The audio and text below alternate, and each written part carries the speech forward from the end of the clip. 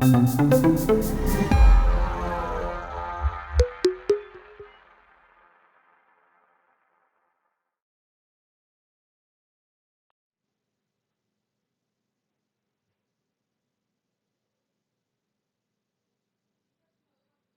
guys, so this is going to be a lab type video, so it's not really in a particular unit, but it does belong in the periodic table stuff.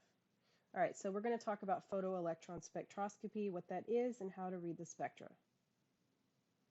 All right, so what is photoelectron spectroscopy? It's commonly abbreviated as PES, and it's a technique used to determine the binding energy of electrons in an atom or a molecule, including those electrons located in core shells. So in core shells, that just means inner electrons, so not valence.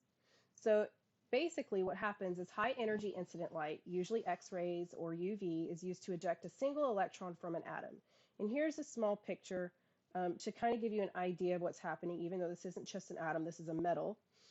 And so this is incident light coming in, and it hits those electrons and excites them so much that they leave. The kinetic energy of the ejected electron can be measured, and the difference between the light energy, so the energy needed to eject it, and the energy of the electron is the amount of energy that was required to remove that electron, or the binding energy, or the ionization energy. So in a sample that's being tested, many atoms are being hit with incident light. Some of them have already lost electrons, and so many electrons are ejected, and those electrons will all originate from occupied orbitals of the atom. So we see all of the electrons of that atom, and the binding energy required for each of those electrons are compiled into a spectrum. So here's an atom right here, and we use incident light, we hit it, the electron gets ejected, and it's ejected with a certain amount of energy that we can measure. All right, so the number of ejected electrons is plotted. So we have a relative number of electrons. So this is what the spectrum looks like. We have a relative number of electrons on the y-axis. So that's how many electrons were at that energy level, or at that sublevel, really. And we have ionization energy, or sometimes you'll see binding energy along the x-axis. Another thing that's different is that we usually have bigger numbers on the left, not always, but a lot of the time we have bigger numbers on the left, smaller numbers on the right, which is a little bit different. But that's because these are our lower energy levels.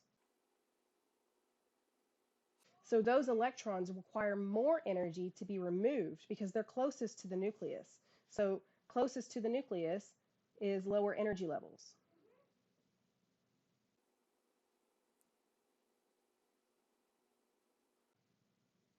So this is kind of a typo up here. It says those close to the nucleus will have the highest energy. It's require the highest energy. I don't want you to think that they have a higher energy. They require more energy to be removed because they're closer to the positives, and so Coulomb's law and all that. Since it's closer, it requires more energy to be removed than something that's further out. The further out electrons, not only do they have electron shielding here, right? These electrons would shield it from the positive charge. They're further away. And so by Coulomb's law, if they're further away, then that means that there's less attraction. Interpreting the spectra. So I have the peak at 349 represents electrons closest to the nucleus, and therefore it's in the first shell. We also know that there are only two electrons there. So right here, these electrons right here in this peak would be the closest to the nucleus. They're the hardest to remove. And we know that there's 2 electrons there because that is a 1s orbital, or 1s sublevel. There's 2 electrons in the 1s. So that means that right here is always 2. So this would be 1s2. And therefore, you can infer that the peak at 349 represents those 2 electrons. The next peak at 37.1 megajoules per mole would represent electrons. So this one right here, what comes next? What's the next thing to be filled? Well, that's 2s.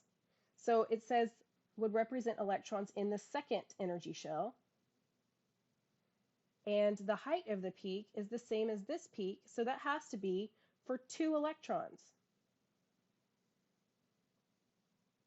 And the sublevel that it would represent would be 2s, with the configuration of 2s2. So this would be 2s2. The next peak at 29.1 megajoules per mole represents 2p6 because this is way higher, so it's definitely not 2, it's 6. And the 2p has to get filled before it can move on to anything else. So this has to be 2p6. The peak at 3.93 megajoules per mole represents this would be 3s, because that's what gets filled after the 2p. So it only makes sense that they would be easier to remove. And look how much easier they are to remove. This took 29 megajoules per mole, while this only takes 4. And that's because this is in a new energy shell. It's the same thing that happened when we went from 350 to only 37. This was in 1s, the closest to the nucleus, and this is in a second energy shell, way further from the nucleus.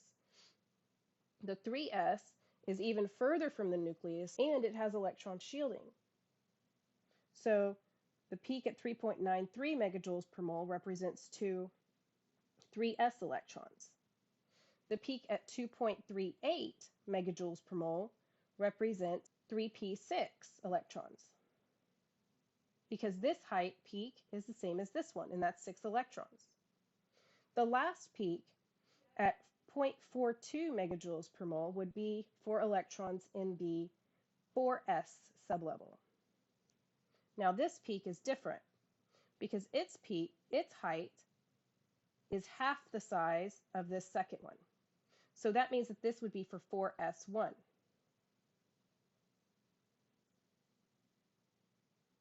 So based on the height of this peak, the number of electrons is 1.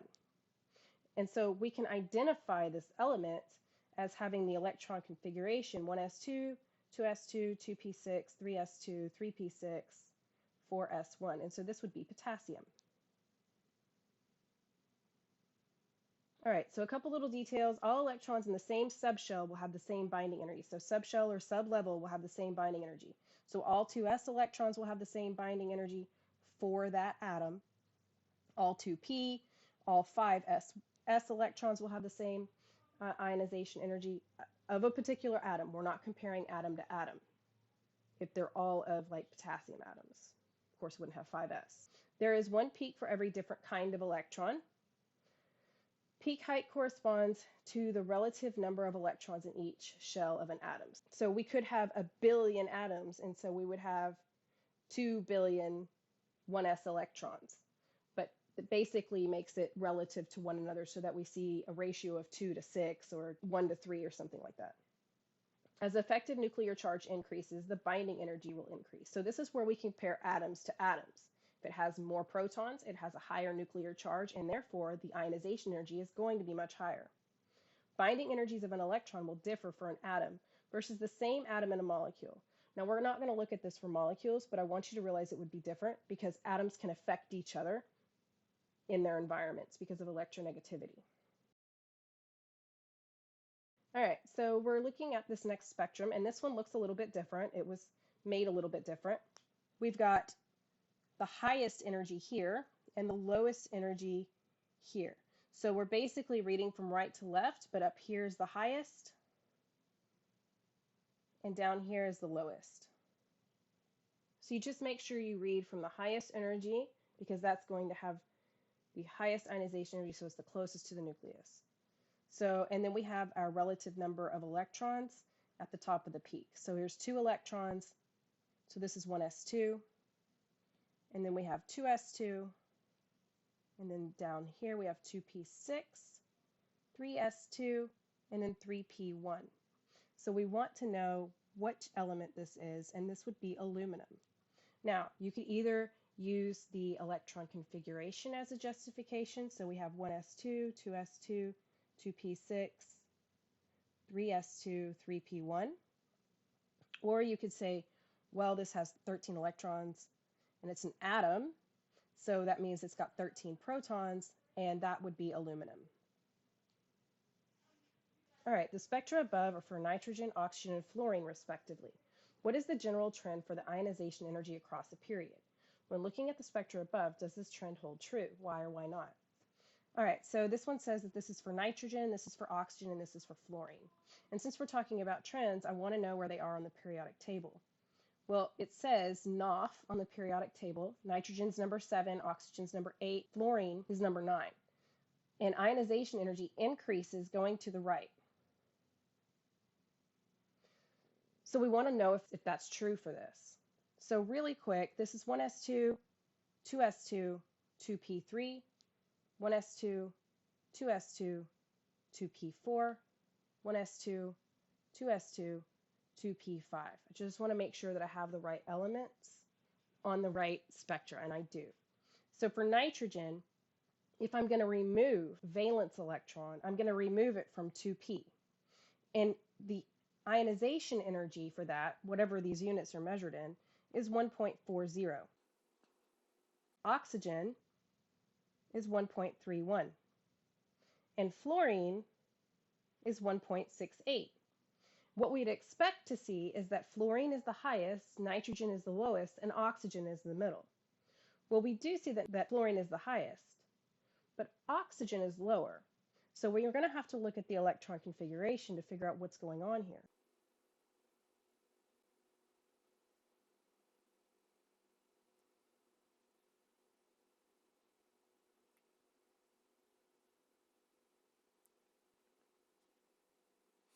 And if I draw out the electrons like here, I can see it. There are 2 electrons in the same orbital in oxygen. One of these would be removed first. So that means, because we have to fill degenerate orbitals first and then go back and pair up. So we have to fill orbitals of the same energy first and then go back and pair up. So these get filled one at a time, and then we go back and pair up. So that means that if one gets removed, it's going to be the paired one that gets removed. And that's because it's easier to remove. There's electron-electron repulsions there. But electron-electron repulsions only happen when they're paired up in the same orbital.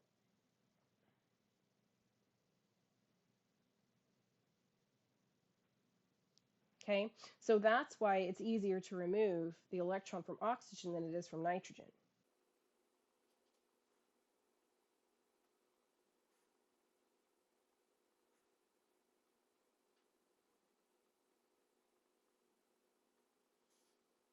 So why isn't that happening with fluorine? Fluorine has electron-electron repulsions. In fact, it has electron-electron repulsions in 2 orbitals because it would have 5 electrons in the p subshell. But that's because fluorine has so many protons compared to nitrogen. Nitrogen has 7 protons, whereas fluorine has 9 protons. So it's got way more. And so it holds on to its electrons tighter. That has to be the reason.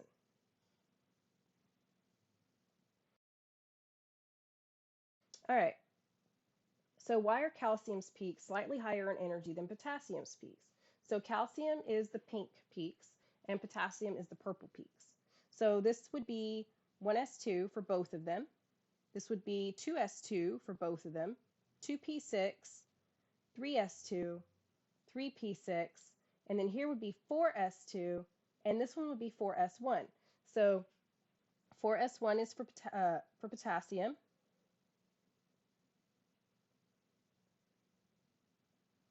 And calcium would be, so calcium has 20 protons,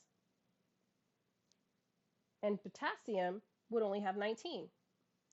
So since calcium has more positive charge in its nucleus, it's going to hold on to its electrons tighter, and it will require more energy to make them leave the atom, and that's what we're having to measure. So therefore, calcium's energies are going to be further left than potassium's. Explain whether each of the following is true or false. A photoelectron spectrum of calcium ion and argon should be the same. So let's look at their electron configuration. Okay, so this would be plain calcium. And calcium 2 plus with the 2 plus charge would remove 2 electrons, so we're going to get rid of those. So that's what calcium would look like. And argon would look the same. But like we learned on the last slide, since argon has 18 protons and calcium has 20 protons, they would have the same number of peaks with the same heights, but calcium's will be moved further to the left.